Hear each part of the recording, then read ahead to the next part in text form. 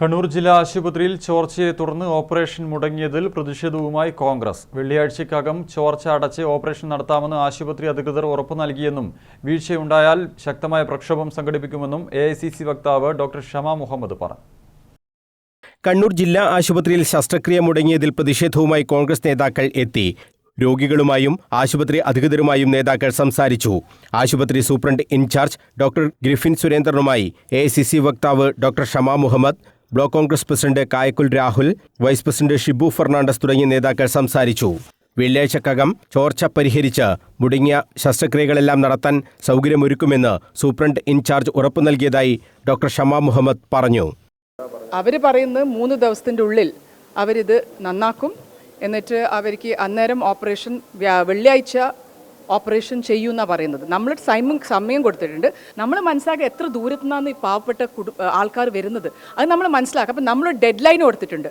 വെള്ളിയാഴ്ച ഈ പേഷ്യൻസിൻ്റെ ഓപ്പറേഷൻ ചെയ്യണം, അത്ര തന്നെ. സ്വകാര്യ ആശുപത്രിയെ വെല്ലുന്ന രീതിയിലുള്ള സർക്കാർ ആശുപത്രി ഉണ്ടാക്കി എന്നാണ് മുഖ്യമന്ത്രി പിണറായി വിജയൻ പറയുന്നത്.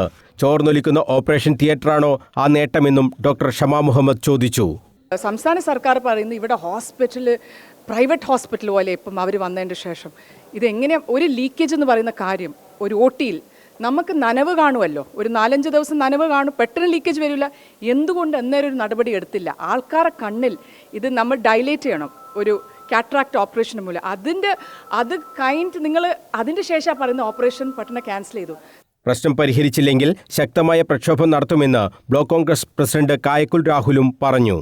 3 ദിവസം, അതായത് ഇനി വ്യാഴാഴ്ചത്തേക്ക് ഫുൾ ജോലി കഴിഞ്ഞ് അത് അണുവിമുക്തമാക്കി, തിയേറ്റർ അണുവിമുക്തമാക്കി വെള്ളിയാഴ്ചത്തേക്ക് ഇവിടെ തുടർ ചികിത്സ, അത് ഓപ്പറേഷൻ ആരംഭിക്കുമെന്നുള്ള ഒരു ഉറപ്പിൻ്റെ മേളിലാണ് ഞങ്ങൾ ഇന്ന് പിരിയുന്നത്.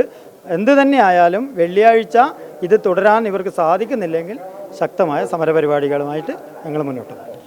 ചോർച്ചയുണ്ടെങ്കിൽ അക്കാര്യം ആദ്യമേ അറിയിച്ച് രോഗികളെ ആശുപത്രിയിൽ വരുന്നതെങ്കിലും ഒഴിവാക്കാൻ നടപടി സ്വീകരിക്കണമായിരുന്നുവെന്നും കോൺഗ്രസ് നേതാക്കൾ പറഞ്ഞു. ദീപക് രാമകൃഷ്ണൻ, രാജേഷ് ആയിക്കര, അക്ഷയ്, റിഷാദ് എന്നിവരും നേതാക്കൾക്കൊപ്പം ഉണ്ടായിരുന്നു. News bureau, Kannur.